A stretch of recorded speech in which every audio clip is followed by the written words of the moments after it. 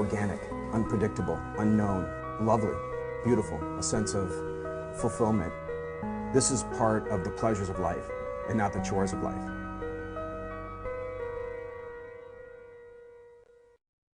Coming up on your Tuesday edition of Daily Iowan TV, Iowa City flood deconstruction, plus your latest in sports and 3-day weather forecast.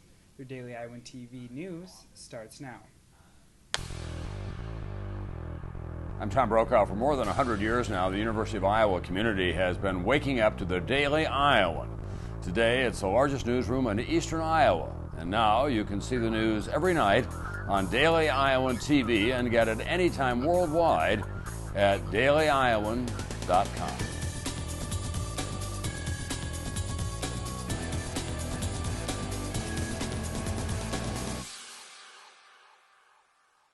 Hello and welcome back to your Tuesday edition of Daily Iowan TV, your television news, sports, and weather source for the Daily Iowan. I'm Stephen Duran.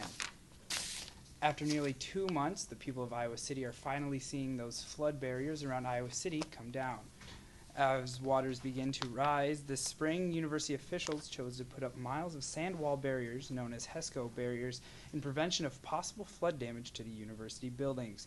Since going up on May 30th, the $5 million project has silently stood guard. However, on July 16th, workers began the deconstruction. University officials expect to have everything cleaned up for students' arrival next month. The Johnson County Fair is taking place this week, offering free entertainment for all ages.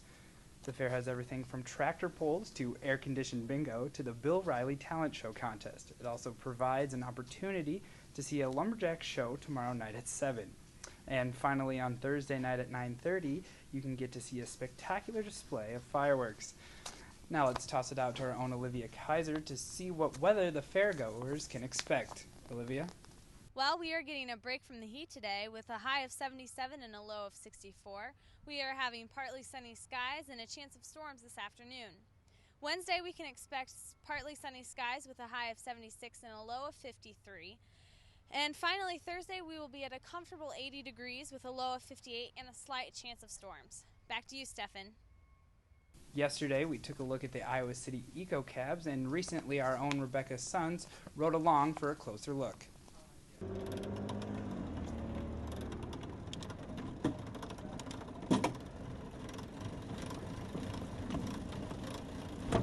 The previous owners of the cab were, I believe, medical students. We're really just doing it for an excuse to train on the weekend. Thanks for the ride, buddy. How much money you want? Well, tips only. $4.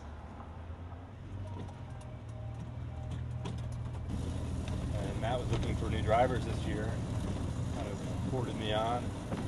I'm reasonably new in town. I've been here under a year, so this is a way to meet randos.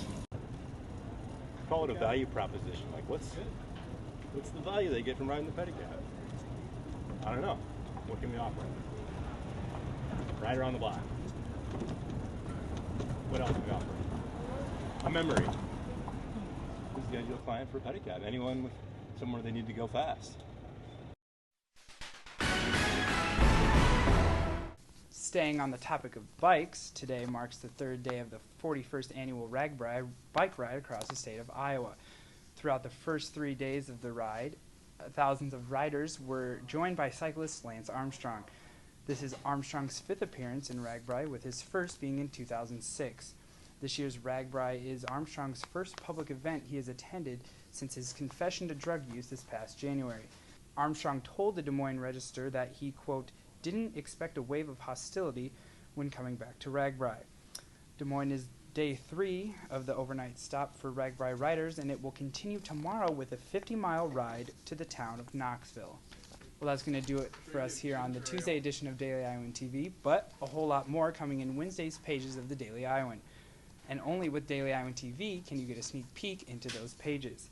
Read about the number of unpaid professors still working at the university, and information on the Iowa City Vigil for Trayvon Martin. That's your latest edition of Daily Iowan TV. Be sure to check us out tomorrow at the same time or anytime online at dailyiowan.com. Thanks for watching and have a great night. Thanks for tuning in. Let us know what you thought about the show starting right now on Twitter at DITV News. We are an award-winning student-run station that gives our staff opportunities to direct, produce, report, and anchor. We're the only student station that runs 5 nights a week statewide. And if you're interested in joining our team, head to dailyiowan.com to apply.